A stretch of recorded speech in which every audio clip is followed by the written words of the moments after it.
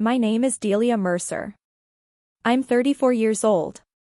On November 27, 2025, at 4:12 in the afternoon, I was standing at the head of my mother's dining room table at 818 Cherry Bend Road in Owasso, Michigan, holding a plate with 2 slices of white meat on it, when my sister reached over and put her hand flat on the serving spoon. "Maybe go easy, Dee," Bryn said, loud enough to reach the kids' table.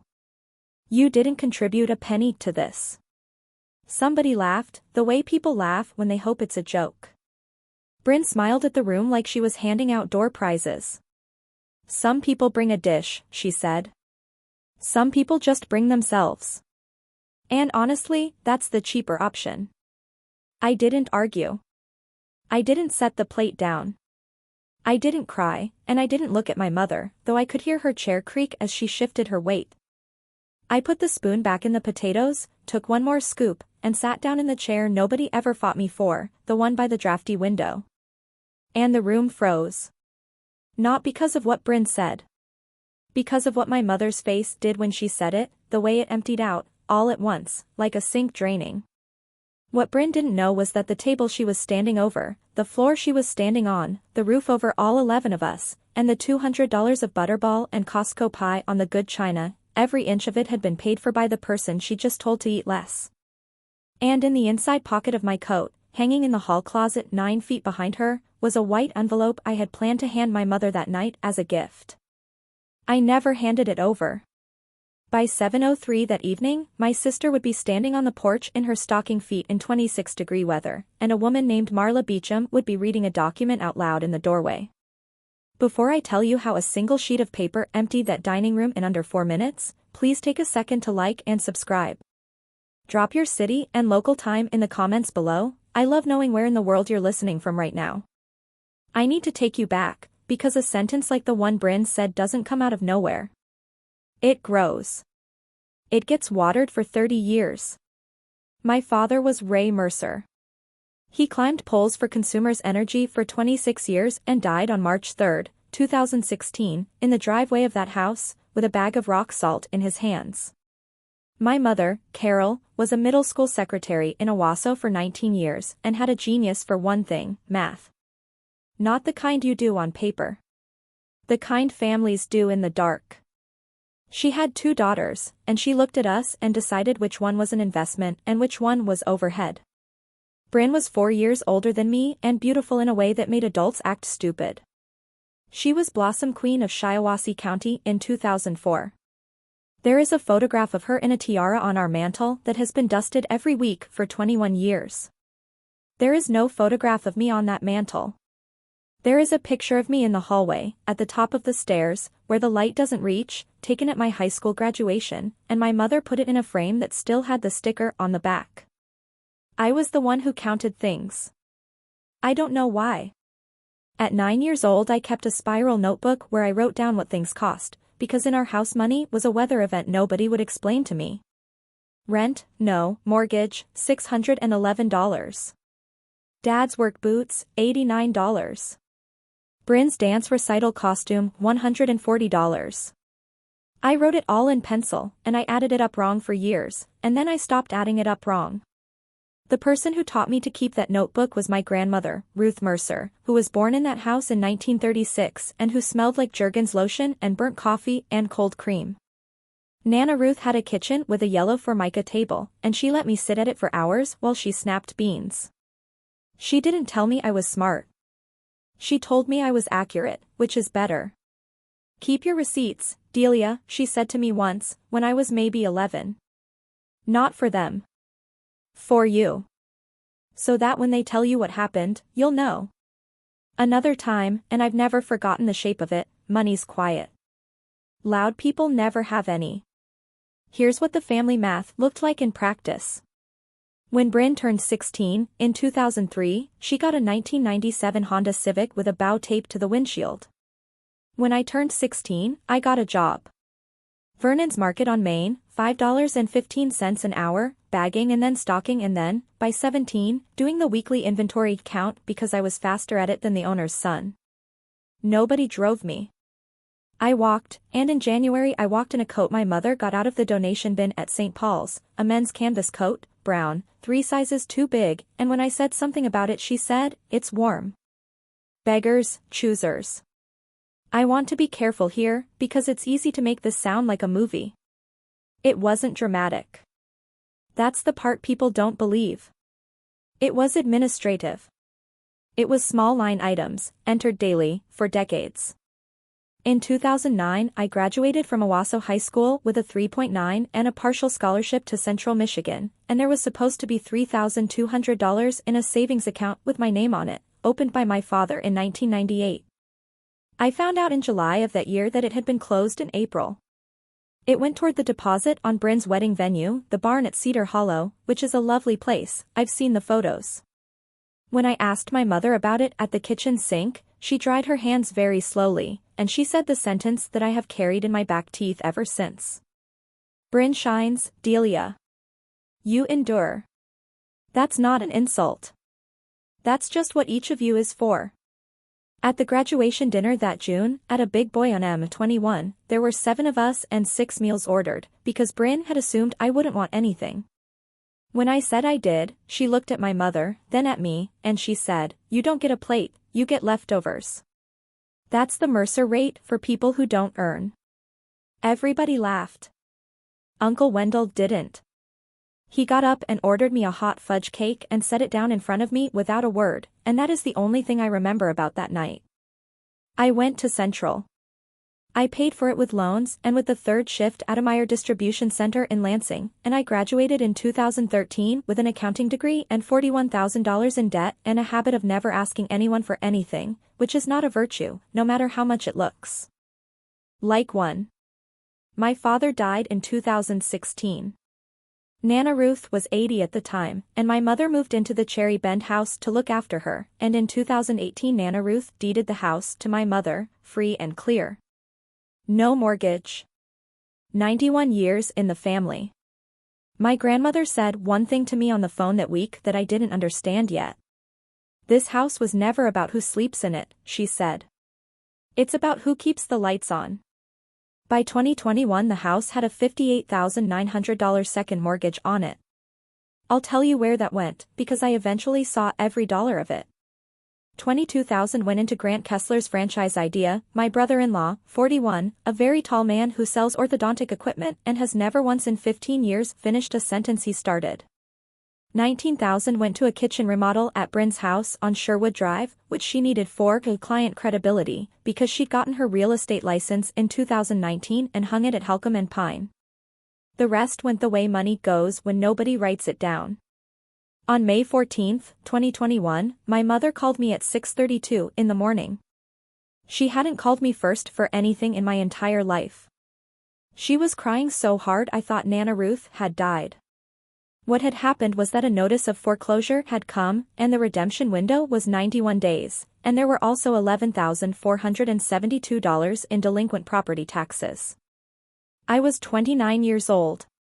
I was a staff accountant at a forensic firm in Grand Rapids, Haldeman and Coyne, making $71,000, living in a one-bedroom on Fulton Street with a mattress on the floor, and I had $63,500 in a Fidelity account because I have never in my life spent money I didn't have to. I asked her one question. I asked her what Bryn had said when she showed her the notice. My mother went quiet for a long time. Then she said it's not her name on the deed. I drove to Owasso that Saturday. I sat at the yellow Formica table. Nana Ruth was 85 then and still mostly herself, and she looked at me over her coffee and she said, "Don't be a hero. Be the owner." So we went to a lawyer. Her name is Marla Beecham, 58, a solo estate attorney with an office above a dry cleaner on West Main, and she had done Nana Ruth's will in 2004. On August 12, 2021, I paid off the second mortgage, $58,900, and the taxes, $11,472, and on Marla's advice, with my mother's signature on every page, the deed to 818 Cherry Bend Road was transferred to Maine. Not because I wanted a house in Owasso. Because it was the only way to stop it from being borrowed against a third time. My mother agreed to it. And then she asked me, in Marla's parking lot, in the rain, for one thing. "Don't tell your sister. I want you to understand that I said yes to that. That's my part in this. I said yes, because she was 61 years old and humiliated, and because some idiot part of me thought that keeping her secret was the same as being loved by her. So for 4 years, I was the invisible owner of my family's house, and every October I paid $4,880 in property taxes, and in 2022 I put on a new roof for $9,400, and in 2023 a furnace for $6,120, and I never once said a word about it at a holiday. On October 6, 2025, Nana Ruth moved into Bellwether Grove Memory Care in Flint, because she had started leaving the stove on and calling me by her sister's name. The bill was $6,340 a month. My mother's pension and Social Security cover $2,100 of it. I covered the rest. Every month, on the third, automatic transfer, and the director there, Nadine Okafor, 44, had my cell number in her phone under R. Mercer, daughter's daughter. By November of 2025 I was 34. I'd been promoted to forensic accountant. I made $96,000 a year. My whole job, all day, every day, is looking at what people say they spent and finding out what they actually spent. I am very good at it, and I want you to sit with the irony of that for a second, because I certainly have.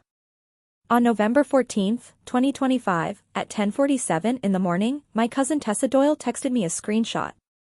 Tessa is 26 and nurse at Sparrow, and the only person in my family who has ever asked me a follow-up question. The screenshot was a Zillow listing. 818, Cherry Bend Road, Owasso, Michigan. Charming 1920s farmhouse, generational care, motivated seller. For photos, one of them of Nana Ruth's yellow Formica table with a bowl of lemons on it that I know for a fact came out of Bryn's own kitchen. Asking price, $319,000. Listing agent, Bryn Mercer Kessler, Helcom and Pine Realty. I sat at my desk and I didn't move for maybe 90 seconds. Then I did the thing I do. I opened a spreadsheet. I called Marla Beecham at 11:20. She sent a letter to the broker of record the same afternoon, and on November 18 she got back a copy of the exclusive listing agreement, dated October 29, 2025. It was signed by me. It was not my signature. It wasn't even close. She'd looped the D like a teenager, and she'd spelled my middle initial wrong, which is A, and which she has known for 34 years. There was also an accepted purchase agreement dated November 21, cash buyers out of Ann Arbor. $327,500, closing December 19, with $10,000 in escrow. If you've ever found out that your family had a plan for your life that they never planned to tell you about, type ledger in the comments. I want to know we're not alone in this. Here's what I did next, and I know it will disappoint some of you. Nothing. I didn't call Bryn. I didn't call my mother. I didn't post anything. Marla asked me on the phone what I wanted to do, and I told her I wanted to think, and what I actually did over those next 8 days was print things. Bank statements from August 2021. The payoff letter. 4 years of tax receipts. The roof invoice, the furnace invoice, 11 months of Bellwether Grove transfers. The deed. The forged listing agreement. I put them in a green pressboard folder, in order, with tabs, because that's who I am. And here's the part I've never said out loud until now. Sitting in my apartment on the night of November 25, I also had a different envelope. A plain white one. Inside it was a quitclaim deed, signed and notarized on October 9, 2025, 3 weeks before Bryn forged my name, transferring 818 Cherry Bend Road from me back to Carol Mercer. Free. A gift. I'd had it drawn up in September. I was going to give it to my mother at Thanksgiving dinner, at the table, in front of everyone, because I am 34 years old and some stupid child in me still believed that if I gave her enough, she'd finally say it out loud. I brought both envelopes to dinner. The green folder stayed in the trunk of my car. The white one went in my coat pocket, and I hung the coat in the hall closet at 2:15 in the afternoon on November 27. There were 11 of us. My mother, Bryn and Grant, and their daughter Junie, who's 9. Uncle Wendell Mercer, 67, retired mail carrier, 31 years on the Corunna route. Tessa and her boyfriend Alec. Two of Grant's cousins whose names I never learned. Me. Bryn had hosted, allegedly. She said the word hosted 4 times before 4 o'clock. What actually happened is that on November 19th I had wired my mother $1,200 for the holiday, because I do that every year, and Bryn had done the shopping with it, and then set a Tupperware of gravy on the counter and called the whole day hers. She was in a very particular mood. I know that mood now. It's the mood of somebody 22 days from a closing. She talked about the house all afternoon. How much upkeep it was. How much Mom struggled with the stairs. How some of us actually show up. At 3:40 she said, to the room, honestly, this place is a money pit. We're bleeding out on it. We. She said we. At 4:12, I got up for a plate, and she put her hand on the spoon, and she said the thing about the penny. I want to be honest about what happened in my body. My ears got hot. My hands went numb from the wrist down. There was a sound in the room like a refrigerator you don't notice until it stops. I said nothing. I sat down by the window and I ate mashed potatoes and I let the conversation heal over the wound like skin over a splinter. Then, at 4:31, Bryn said the second thing. She was talking about Nana Ruth, and she said, $6,000 a month, Delia. Do you have any idea? Do you have any idea what I carry? You send a card at Christmas. And my mother said, quietly, Bryn. And Bryn said, no. She should hear it. She was never going to be the one who stayed. Some people are guests in a family. At 6:41 p.m. my phone rang on the table beside my water glass. I had it face up. The screen said Bellwether Grove, and Grant, being helpful, being tall, leaned over and tapped it, and said, it's for you, Dee, and it connected on speaker because that's what my phone does in the car and it had never left car mode. Nadine Okafor's voice came out of it, into that dining room, at conversational volume. Hi, Delia, sorry to bother you on a holiday, I just wanted to confirm November's payment of $6,340 cleared on the 3rd, and that you want December's on the same schedule. Also Ruth ate all her lunch today. She asked for you. Nobody moved. I said, yes. Same schedule. Thank you, Nadine. I hung up. I set the phone down. I looked at my sister and I said nothing at all. Bryn's face did something remarkable. It tried 3 expressions and landed on outrage. That's a mistake, she said. You can't just, that's Mom's account. And my mother, 63 years old, put both hands flat on the table. At 6:44 I texted Marla Beecham one word, come, she lives on Chipman Street, 8 minutes away. I got up, went to the hall closet, put on my coat, went out to my car in the cold, and came back in with a green pressboard folder. I set it on the sideboard next to the pies and I sat back down and I ate a bite of stuffing. Uncle Wendell said, Delia. What's in the folder? Receipts, I said. Marla knocked at 7:03. She was wearing a Michigan State sweatshirt and reading glasses on a chain and she said, Carol. Happy Thanksgiving. I'm sorry to do this today. Bryn said, who is this? Marla said, I'm your mother's attorney. And your sister's. She opened the folder on the sideboard and read from the top sheet. Not dramatically. In the flat voice lawyers use, which is so much worse. Warranty deed recorded with the Shiawassee County Register of Deeds, August 12, 2021, instrument number 2021-014772. Grantor, Carol and Mercer. Grantee, Delia and Mercer. Property, 818, Cherry Bend Road. Consideration, satisfaction of a mortgage in the amount of $58,900 and delinquent taxes in the amount of $11,472. The clock over the doorway said 7:05. Bryn laughed. One syllable, up at the end. That's not real. Marla turned a page. This is the exclusive right to sell agreement you filed on October 29th. This signature is not my client's. She was in Grand Rapids that day. I have the notarized affidavit and the badge logs from her building. Grant stood up so fast his chair went over. Bryn, he said. You told me it was Mom's to sell. He looked at her.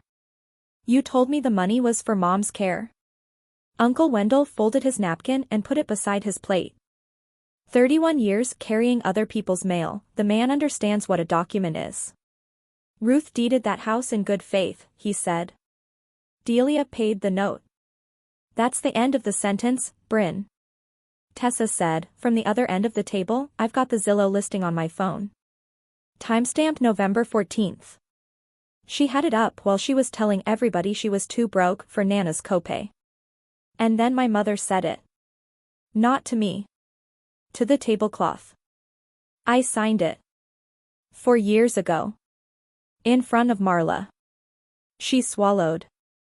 Delia owns this house. She's owned it since 2021. She paid the roof and the furnace and the taxes and Ruth's bills, and I asked her not to tell you, and she didn't, and that is my sin and not hers. That was the moment my sister's face came off. I'd never seen it before. 34 years, and I had never seen the actual face. You were supposed to stay gone, she said to me. Low. Almost reasonable. You had your apartment and your little job and your spreadsheets. You were never going to spend it. It was just sitting there. What's the difference? I said the only 2 things I said all night. You were right about one thing, I said. I didn't contribute a penny. I let that sit. Nobody breathed. I contributed 214,600 of them. She came at the folder. Wendell got between her and the sideboard, not roughly, just standing there the way a mailbox stands there, and Marla said, in that same flat voice, Bryn, your broker of record is Dennis Halcombe. I've already emailed him. You'll want to call him tomorrow, not tonight. Grant took Junie's coat off the hook and buttoned it up himself and carried her out to the truck. Bryn walked out onto the porch in her stocking feet. 26 degrees. She stood there for a while in the light from the window, and then she came back in for her shoes and her purse, and she stopped beside my chair and she said, You planned this? No, I said. You did. I just kept the receipts. The Ann Arbor buyers got their $10,000 back on December 2nd. Dennis Halcombe, 59, filed his own complaint with the state before I filed mine, which tells you something. Michigan's licensing department revoked her real estate license on April 9, 2026. The Shiawassee County prosecutor charged her with uttering and publishing a false document, a felony. She pleaded down in June to a misdemeanor with restitution and probation, and I did not ask for jail, and I don't want a medal for that. Grant filed on January 8, 2026. She lives in Toledo now and works leasing apartments, and I know that only because Tessa told me once and I asked her not to again. My mother still lives at 818 Cherry Bend Road. In March I had Marla draw up something new, not a transfer. A life estate. Carol can live in that house until the day she dies, rent-free, and she cannot sell it, and she cannot borrow $1 against it, and when she's gone it goes into a trust with Junie's name in it. My mother read it at the yellow table and cried and said, You're punishing me. No, I said. I'm keeping the lights on. We talk about once a month. It is polite and it is thin and it is honest, which is more than we had. Nana Ruth had a clear afternoon on December 8, 2025. She knew me. She held my hand and she said, Did you keep your receipts, sweetheart? And I said, Everyone, and she laughed until she coughed. She died on May 2, 2026, at 4:40 in the morning, and Nadine Okafor called me first. In February I got an envelope with a 9-year-old's handwriting on it. It said, Dear Aunt D. My mom says you took our house. I don't think that's true. Do you still have the ledger? I started one. I have $31.75. Love, Junie, I sent her a green pressboard folder with tabs. She sends me a page every month. I keep them all. I bought a house in April, 1140, Ballard Street, Grand Rapids, $189,000, 3 bedrooms, and a garage that smells like sawdust. I'm a senior forensic accountant now, $112,000. There's $71,200 in savings and a yellow Formica table in my kitchen that Wendell drove down in his truck. Here's what I know now, and it took me 34 years to be able to say it plainly. Some families don't have love, they have accounting. And when you're the one they've written into the ledger as an expense, you can spend your whole life paying invoices you never agreed to, hoping that one day somebody will read the total out loud and say thank you. Nobody ever reads it out loud. You have to do that part yourself, and you have to do it calmly, at a table, on a Thursday, in front of everyone. I still have that white envelope. The quitclaim deed, signed and notarized, October 9, 2025, the gift I was going to hand my mother before I knew what my sister had done. It's in the inside pocket of my winter coat, where it's been since 2:15 that afternoon. I never opened it. I never gave it away. Last week I put that coat on to take the trash out, and I felt the soft corner of it against my ribs, and I stood in my own driveway in my own snow, and I thought, I had every reason to hand it over. And I didn't. I sat down at the table I paid for, and I filled my own plate, and nobody's hand came down on the spoon. I did it. If this story meant something to you, if you've ever been the one who quietly kept a family standing while they told everyone you contributed nothing, share this video. Someone in your life might need to hear it. Subscribe if you want more stories like this.